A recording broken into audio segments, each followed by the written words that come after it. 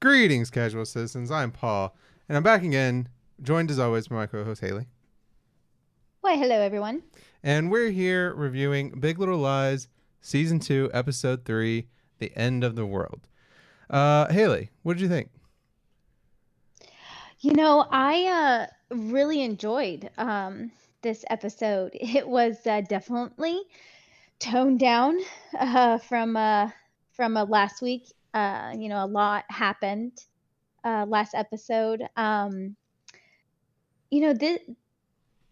This episode was definitely more like it was more soft and mellow, I felt. Mm-hmm. And and I you could definitely tell that by their music selection this episode. I know how we always talk about how amazing the music is in this series.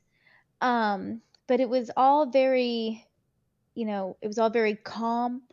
Um, you know, we're and we also kind of talked about how like we're learning like about like everyone's mothers, the Mm-hmm. characters' mothers. Yep.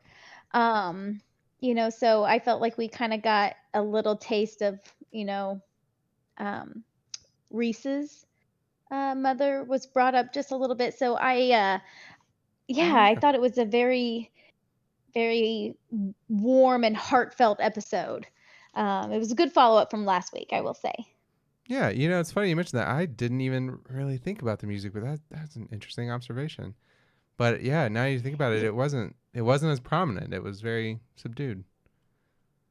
Yeah, yeah. I mean, it was all the music was great, but I don't know. I just I kind of felt it being very soft. Yeah, it really was. No, I agree. I think this was an episode that definitely did slow down, and again, shorter episode. So last week's was more, 55 minutes or something like that. But this was like episode one. It was only 45 minutes long, and Yeah, I noticed that too. Yeah. it moved along briskly.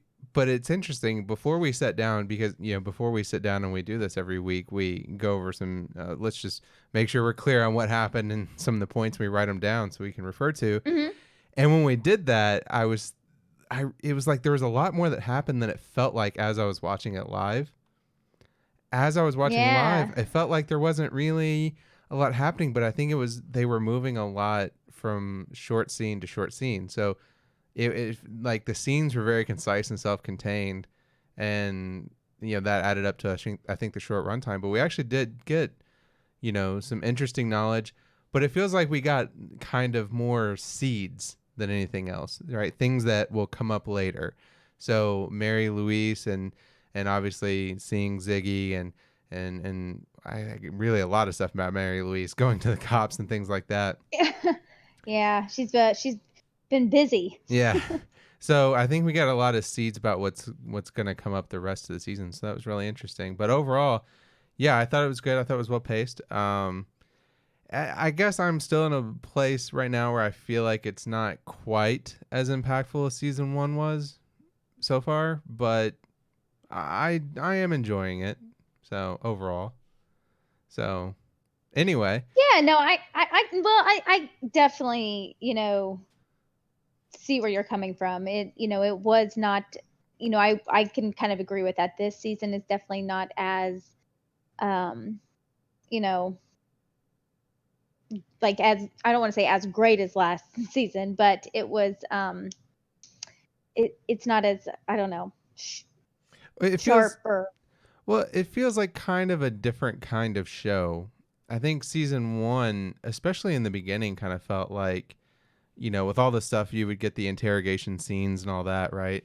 And it felt very much like uh, almost like a murder mystery or who done it kind of thing. You knew there was always this investigation hanging over the head where you knew something happened, somebody died, and you're trying to piece together what it was. Whereas this one, it's because they're not doing that. It's just kind of we don't know what's coming, and so we're just seeing it build. And I think for me, I feel like it takes some of the tension away, but it also allows you to more focus on the moment, and you see the characters knowing just as much as anybody else in the show knows about them. You know what I'm saying? right, right.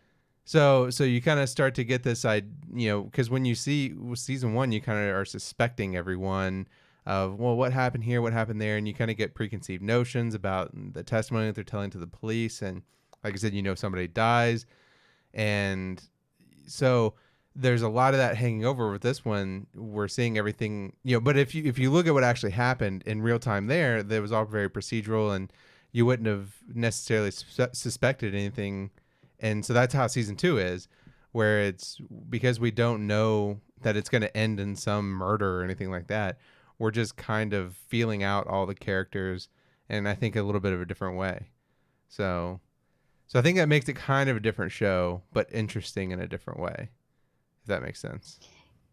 No, yeah, I see where you're coming from. It's they've taken a different direction this season, but I think, keeping the actual author of the first book involved with this season, I Yeah. think it's definitely got very good pacing. Yeah. Um, If so if there's anything, kudos to them. oh, go ahead. No, just kudos to them for, bringing the author in and, getting her advice. Yeah. I think if there's anything HBO can learn right now, it's that keeping the original author is pretty important. So when you take a combination Yeah. of this and Game of Thrones, but also, again, I stand by The Leftovers because they kept the author around for the second, third season too, and it makes a big difference. So because otherwise, if you let other writers take over somebody else's story, halfway through the show, it didn't seem to work out too well for Game of Thrones. Yeah. So Yeah. It can be disastrous. yeah. Well, so before we jump into more specific things, just remind you all to like, comment, and subscribe. We do these reviews every Sunday after the episode airs here live on our YouTube channel, youtube.com/Casual Notion, about 10:15 to 10:30. Depends on how long the episode is. This was a shorter episode, so we got in about 10:15. So yeah, subscribe and get notifications to see when we do this live. And then follow us on social media, twitter.com/Casual Notion, instagram.com/Casual Notion, and facebook.com/Casual Notion. So getting into it, we start out with Madeline and Ed are in marriage counseling with Celeste's therapist, which is that the only therapist in Monterey, or It's a good question. Yeah, she's got a packed schedule. yeah, she's rolling in. I can tell you that much. So getting all these high dollar Yeah. patients. Yeah, well, refer a friend discount, I guess, maybe. I don't know. Yeah. What do you think about her? Because what's interesting is, like, did you feel like she behaved differently with Madeline than she does with Celeste? No, I don't. No. Okay. I feel like she definitely and you see it with Celeste, and you saw it with Madeline, how, kind of defensive they get with some of the things that she brings up, or things that she asks of them. Yeah. So I feel like she is definitely hard to read, but her questions are ones that need to be asked, and so I like her. I like when she shows up. Yeah, yeah. I like that look. Like, she has that signature look when when the other person is talking, like, I know you're lying, we know you're lying. Let's hurry this up and get to the truth. So Just admit you're lying. yeah, yeah. She's like, come on, I've been doing this a long time. How many people do you think I've seen that have been through these things? And Right. there's like some little bit of she tries to convey that from time to time. She did it in this episode, talking to Celeste later on about she sees a lot of soldiers and deals with their PTSD and how they miss war. And I like that, because it's like everybody is convinced, that whatever the bad things that are happening in life are the worst things, and nobody else is going through it. And I like that she's kind of like, no, like, this is a common thing. And sometimes that sucks, because sometimes it's like, well, hey, that's great, but, like, I want to talk about my problems. But then sometimes it's good to know that, like, you're not crazy, you're not experiencing anything Right. that can't be fixed. So, but Yeah. I think, oh, sorry, go ahead. No, I was just gonna say no. I do. I like some of it, some of the topics that she brings up, and like I said, some of the hard questions that you know need to be asked. Hmm. Yeah, and I think so. She brought up with Madeline in particular, seemed to hit on a sore spot with Madeline's education and um, whether or not. Well, and we also Yeah, go ahead. well, sorry not to interrupt you, but we also learned about I also think that that therapy session brought up her father's infidelity, Yep. and how that, obviously probably had an impact on her, and, you know, how she kind of looked at marriage and her family. I thought that was because I feel like she met with Celeste and talked to her about that right after the therapy session. So I feel Hmm. like maybe she was able to address some of those things that she's probably tried to forget. Yeah, and Yeah. I can't I can't remember if it was Celeste or was it when she was talking with Abigail where she basically said that um when her first marriage, I guess it was when she was talking to Celeste about when she caught her father having the affair, and her first marriage when it ended, she said it confirmed her belief, her lifelong belief that love was fake, basically, or like that happy life wasn't attainable. And I think the therapist kind of touched on a little bit in terms of how much of that was tied to her insecurity of parent, not attending college, right, not having a degree, Mhm. and Mhm. being like, well, her mom didn't have a degree, because Abigail brought that up. Her mom didn't have a degree, and her life fell apart. And then I guess did they hint at it or not? Maybe you can answer this better. Of if her parents split, what happened to her mom afterwards? Oh gosh, I don't know if they ever did say whether or not her or no, no, she did say that her parents have been happily married for 40 years, didn't she? Oh Was yeah, that she was did. that Okay, yeah. So, yeah, obviously her parents are, still together. Well, so I guess the only thing I would draw from that then is that maybe her mom stayed with her dad because she saw that her mom didn't have any other options. If she didn't have a degree, it's not like she could leave him because what else was she gonna do? And I think maybe Madeline felt some of that when Nathan left, and that's why she doesn't want to see it happen to Abigail, right? And so that's why she's really insecure about it, about not having that fallback. I guess maybe that's where they're going with that. Y- y- Yeah, I think so, because they've definitely touched on they've touched a lot on Madeline and her, you know, urge to live through her daughter, Yeah, so yeah. yeah. Well, and I also, I mean, have to think about, Ed in this situation. And one thing that I kind of noticed this episode is that Abigail said it multiple times, and I think Celeste said it at least once, that he's not going to leave. And I really feel like he's gonna leave. Really? I don't know, but I don't know. I when Ed was obviously very cold towards Madeline in every scene that, they were in this episode. And I Yeah. don't know.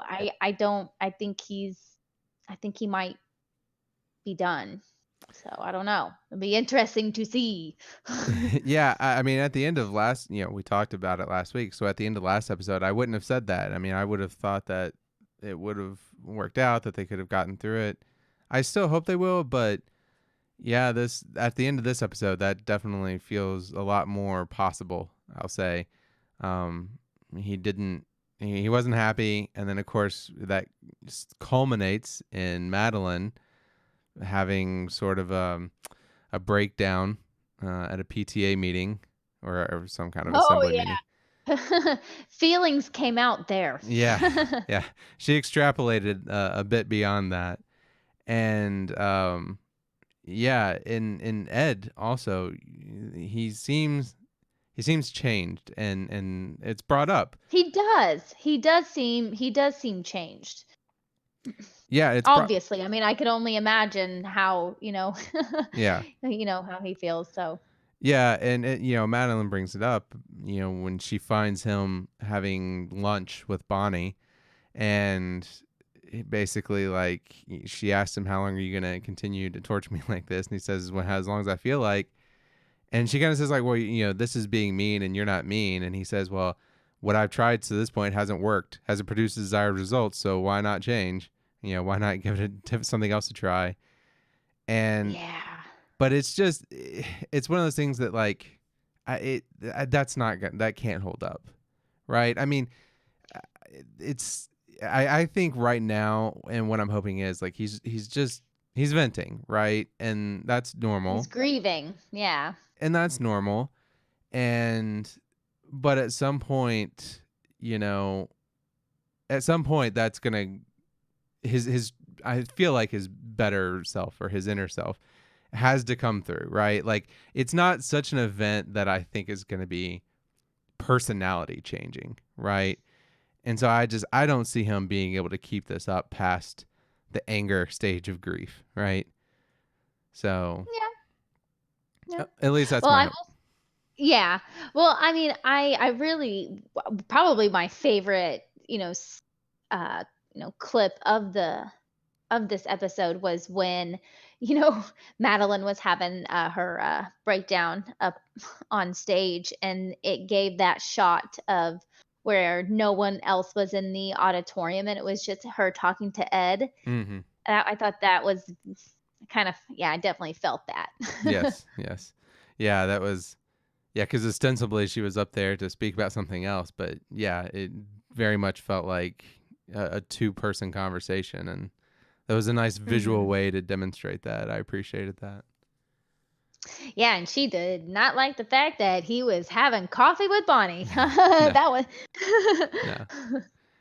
no, and so. yeah, and I mean, I don't blame her for that either. But and I mean, he knew what he was doing. That's what he said, right? So, Yeah. um, so let's talk a little bit about Mary Louise, because Mary Louise, there's a lot that happens in this episode. So we Yeah. we start with let's start with one of the easier things, which is that she goes to see a cop. So she goes to see the cop that we saw in season 1, who we saw in episode 2, kind of trailing around all the Monterey Five, and who still seems to be on the case. And Mary Louise goes and talks to her and says, "Oh, you don't really believe that my son slipped and fell, right?" And I just go back to like, why doesn't anybody believe that he slipped and fell? And like, what evidence is there to the contrary? And also, again, why is this? It feels weird to me that they're making a big deal out of this, but that's I don't know what else to say about that. But it feels a little bit contrived to me that the police are still so involved in this. But Yeah, it gives it a little, spices it up a little bit, I I don't know. guess. I see what you're saying. I mean, I'm not really interested in is it Quentin, I think, or the officer's name. Oh, I don't Um, remember. I'm so bad with yeah. names. No, Mary Louise was definitely getting around this episode. Yeah, Um, yeah. So she goes to see Ziggy, right, and goes to see Jane, and that whole scene was oh, uncomfortable. whew, But man, like she just absolutely refuses to believe her son was an evil person. Like, and I yeah, just like some of the things that she was saying to Jane, trying to justify. I mean, I don't want to, I guess, justify, but like, explaining his actions, and it's just like, how could you just n- not care about this girl, what this girl went through? Calling him a tender, gentle man. And it's just, it's like your son took every bit of dignity that she had. I mean, we got to see Jane go on her first date, and obviously she's, I mean, and rightfully so. I mean, still very affected by what your son, did to her, and the lengths that this woman is going to try and just like justify, Perry is just like trying to say that, you know, how do you know it's, Perry is the father? People put stuff in girls' drinks all the time, like Mm, what? yeah. Like, wow. Yeah, I gotta say, it's the whole thing felt very Kavanaugh-esque. Brett Kavanaugh, right? The Supreme Court justice. That Mm, it all felt a lot like that. Some of the same kind of things that were happening then, in terms of people saying like, well, how could you be sure it was him and all that stuff? And, maybe you were drugged, you were drinking, you don't remember. So maybe it was somebody else and stuff like that. And it's just, yeah, it just reminded me a lot of that. And the other thing I thought was interesting about it was the way it's kind of portraying, because again, so often, including Mary Louise does this, says, "Hey, why didn't you go to the police? Why didn't you report this? All this stuff." And you kind of see why in this show, because Jane now is every time this comes up, she is re-subjected to the trauma, right? She has to relive it. So mm-hmm. when she ran into Perry there at the ball where he died, she had to re-experience that every time she talked about it. Now every time that she talks to Celeste, right, she has to remember it and think about it. And now Ziggy is friends with his half brothers, and so now her, Perry's mother, she's going through it. So is she constantly now is having to keep reliving it, and that's kind of her thing. Was like, this is why you don't tell anybody, because yeah, it's awful, but it's a thing. It's one thing. It's not. I don't have to keep being subjected to it over and over again. And now that it's out, she has to keep going through it. And now she has to keep going through these questions. Why didn't you do this? Why didn't you do that? And it all feels Yeah, and very Me Too. yeah, and also like when Mary Louise was like showing Jane the pictures that she had in her wallet, and I believe like she was talking about how, or that I think one of the pictures was, her, Raymond, I think, Hmm. his brother, and Hmm. how much Ziggy looked like, Yeah. the pictures that she had. And it's like, wow, like I felt like in season one, um, Jane never really like would ever picture his face completely. I feel like she kind of like tried to block that out. Hmm. I mean, I know that when she saw Perry, she knew that was him. Hmm. Um, but now, seeing how much Ziggy looks like Perry's when he was a kid, that's gotta be that's gotta Yeah. be tough too. Yeah. Man, but Yeah. crazy. Well, and yeah, and you brought up earlier about how um, Mary Louise mentioned to her that he was so gentle and sweet as a child, and she brought it up specifically in. So Jane had just said that, oh, Ziggy is a nice, sweet, gentle boy and all that stuff, Mhm. and then Mary Louise said, well, so is Perry, and you could just see like the blood come out of her face, right? Like it just went white, just like kind of like she thought that, well, Ziggy's so sweet and so gentle, and they went through that whole thing in season one of, was he hurting Amabella, and she was afraid, he inherited Mhm. whatever from his father, and then some of that was hopefully resolved at the end of last season, but then it feels like it's kind of coming back when that happened. It's like, well, I believed he was sweet and gentle, he wasn't hurting Amabella, but now, okay, she's saying Perry was the guy who raped me was also that way when he was a kid. Now she's again thinking about, well, Ziggy, is he gonna be this way when he grows up? And I think that's one of her great fears. So it was just, Right. that was heartbreaking. But at the same time, I understand Mary Louise.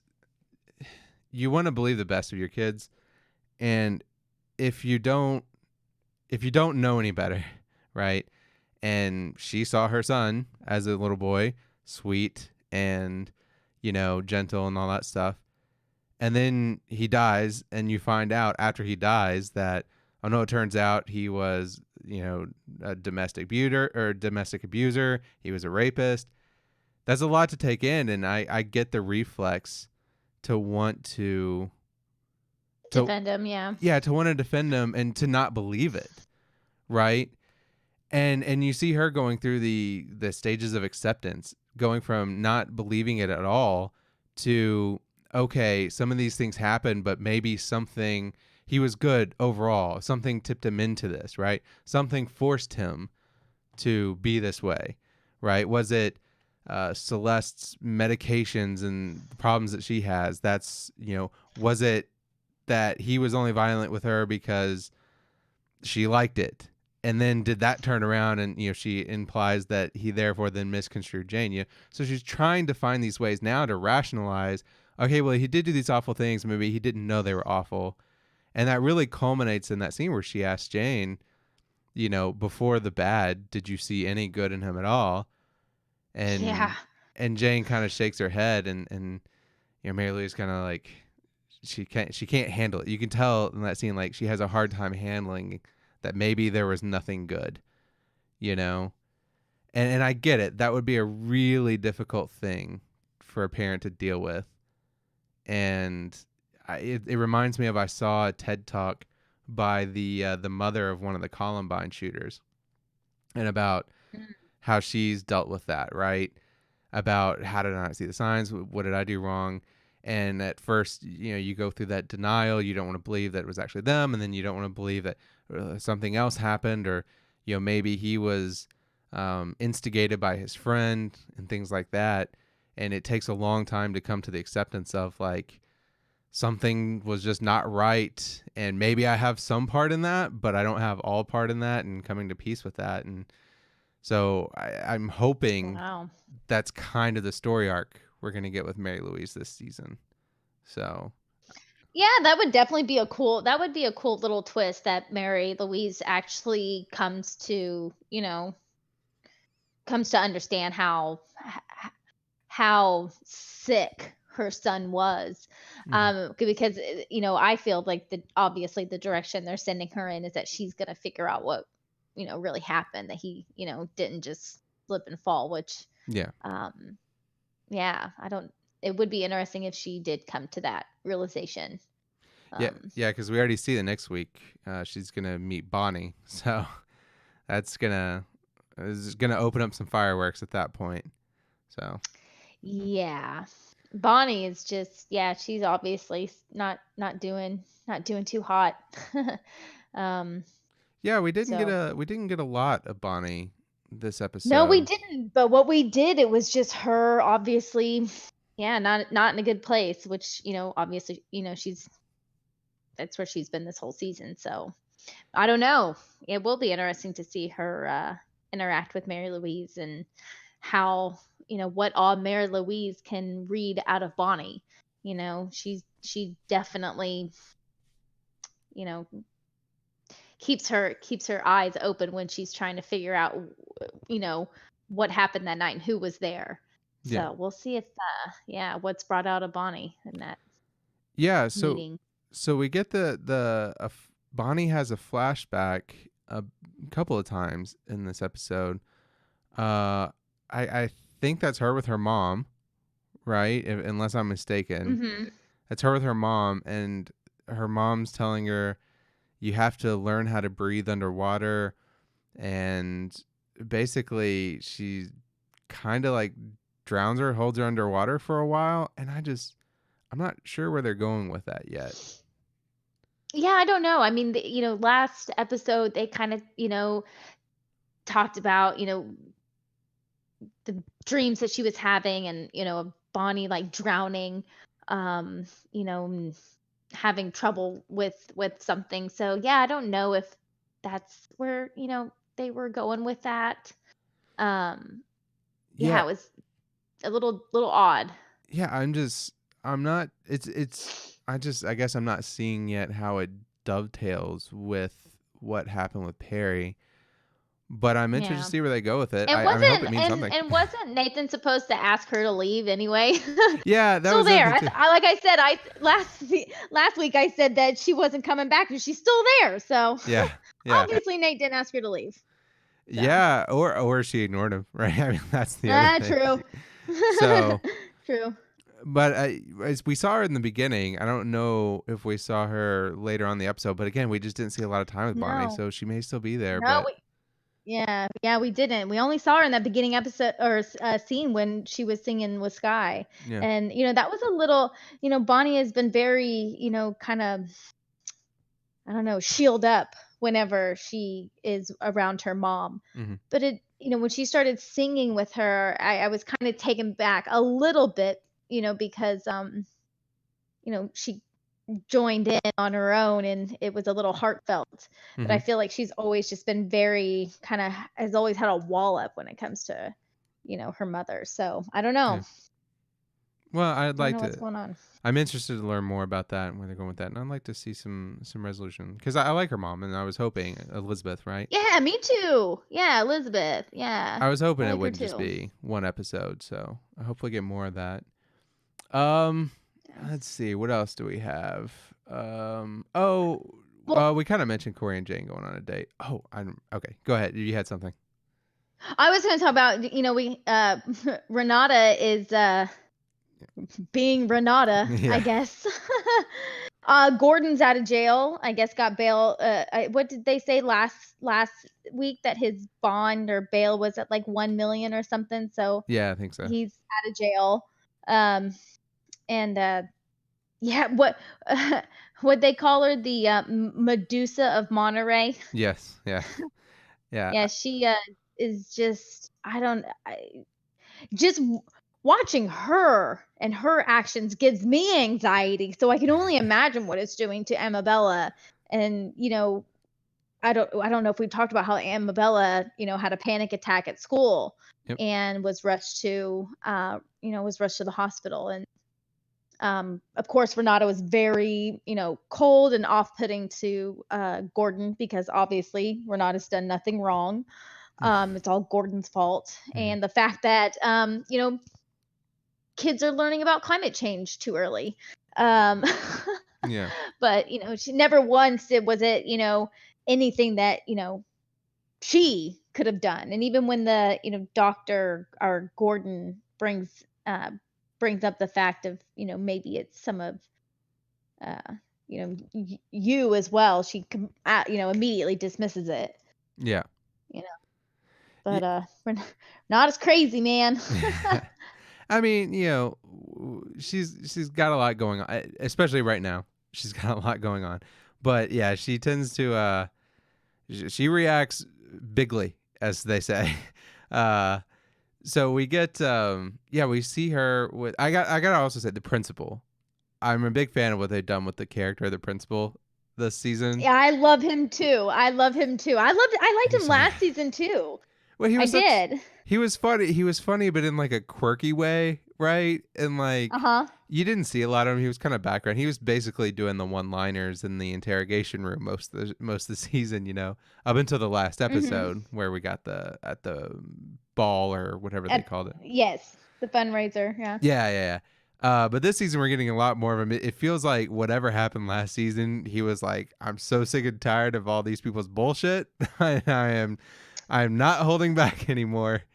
So I love the little quips that he takes, like when he called on Madeline, and she was like, "Why am I going first?" He's like, "Because you're a beacon to all of us, Madeline." Yeah, right?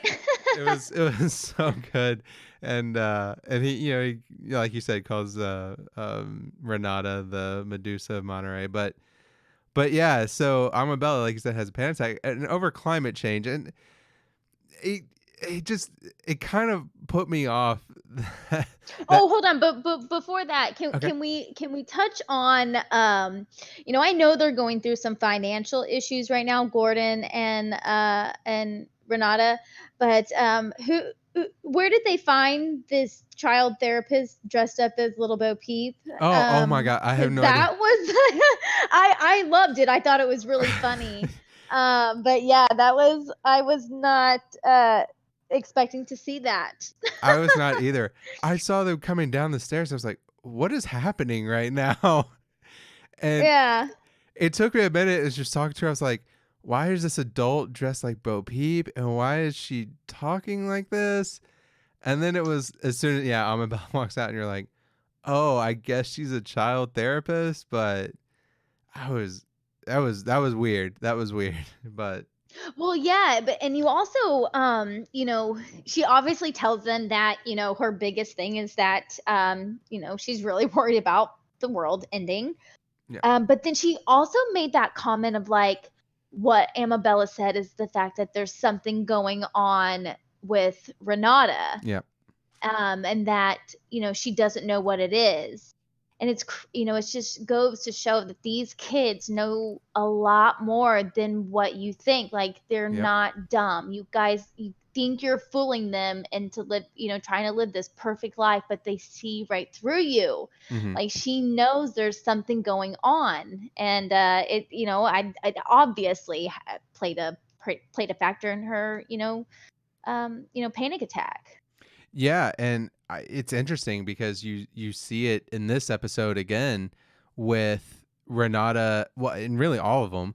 Those parents come together for that assembly, trying to control it and trying to still control that illusion of like everything's great and don't believe your eyes, right? Because that's essentially what the therapist is saying Renata's trying to do, that you're hiding something's wrong with her and she knows. And but like that's now they're trying to get the school to do the same thing, that like to pretend that climate change isn't real because they won't they because their teachers are basically like, hey, they see it on TV all the time, we're just trying to give context and then try to teach them things that they need to know in the future to help us, right? And they're like, no, it's too early to be talking about it, and they're trying to create that facade, and yeah, the kids are seeing right through it. And so I thought it was an interesting parallel between that. So Hmm. And I would like to, I mean, they didn't, touch much on Madeline's mom. They talked about her like very briefly when during the therapy session, but it would be interesting to see if we learn anything about Renata's mom. Um, hmm. because I feel like we don't know anything about, I guess we don't know anything about her parents, or, I mean, Jane's parents we know were there to help her, after um, her trauma. Yeah. So yeah, I don't know. I was just kind of thinking I wonder if we're gonna learn anything about Renata's mother. Well, one can I only hope. Yeah, yeah. I mean, it seems to be the So theme so far this season, so I can't imagine we won't find out a little bit more about it. So, yeah. well, is there anything big that you think we missed? Um, I mean, no, not really. I mean, I will say another, scene that I guess I enjoyed was, when or how, you know, when how affected Jane is still, being affected by obviously what happened to her. Yep. Um, like, Well, and I thought it was cool that, Corey, is, trying to, get to know Ziggy, like he was teaching him how to surf. I thought that was a very mm-hmm. um heartfelt scene. And how and how Bonnie's trying to give Jane I thought that was funny when Bonnie was trying to give Jane advice on you know how to talk to Corey, Mm-hmm. and maybe tell him about what she's been through, Mm-hmm. and how she immediately thought about how she doesn't even do that herself. Yeah. So yeah, I mean, I'm really excited for next week. I felt like this um, you know, episode was a good follow up to last week, but I'm really excited to see what they're gonna bring next week. Yeah, yeah, me too. I'm I'm also interested to see the relationship with Corey and Jane continue. I gotta say, when that date first started, I was like, he's this guy. His game's kind of weak. Like he's being weird about the feet or about the fish, and Yeah, he's passionate. but I guess I didn't think about being in Monterey, and maybe that's not as weak of a game as it is here in the Midwest. In the Midwest, I don't think that would help, but in Monterey, Yeah, maybe that's no, just a no. conversation they have. So, it worked for her. Yeah. So good job on you. Hey. So anyway, I'm still gonna say it every week until we find out what happened to what's his name, Jason, Mm, Justin, Uh, yeah, gosh, why I don't know. I can't Ben. bartender Joseph, maybe. No. No, Joseph is the director with the Ben. I don't know, the barista. I miss Yeah, him too. yeah. I just want Bring him to back, HBO. tell us what happened. Where is he? Yeah. Where is he? Because he was cool. He didn't go. He wasn't weird about his fish, and he was also Yeah, we nice. want him back. Anyway, yeah. Overall, what do you think? You give it a recommend? Absolutely. It was a very soft and mellow episode. You really got to feel what some of the characters are, everything that kind of came to head last episode kind of was walked through the emotion part of it this episode. So yes, I recommend 100%. Yeah, I totally agree. Definitely recommend. I'm interested to keep getting into some of these characters' lives and backstories and seeing where they go with these stories. I think there's a lot of topical issues right now with, like I said, especially all the Mary Louise and some of the stuff that's the way she treats Jane and Celeste and things like that. So, and I'm interested to see where Meryl Streep can take that because we know she's a great actress and Queen. yeah. So I'm really looking forward to that. Definitely recommend it. It's a deliberate episode. It's kind of a slow paced. Well, it's weird. It's Mhm. kind of fast paced, but also each scene, like I said, didn't have a lot, so it felt slower than it was. So it's an interesting episode, but definitely setting a lot of seeds for I think what we're gonna get throughout the season. So definitely recommend as well. Yay. Well, as I said, we do this every week, Sundays here on youtube.com, Casual Notion, after the episode airs, about 10:15 to 10:30, depending on when the episode finishes. So I'll say about half an hour after the episode finishes. That's an easier way. And then, so if you watch it, let us know what you thought of this episode and what you thought of our reviews. Leave a comment and also subscribe and like and hit that notification bell, and you'll know when we go live next week. And follow us on our social media, twitter.com/casualnotion, instagram.com/casualnotion, and facebook.com/casualnotion. Until next time, keep it casual, everyone. Bye. Bye.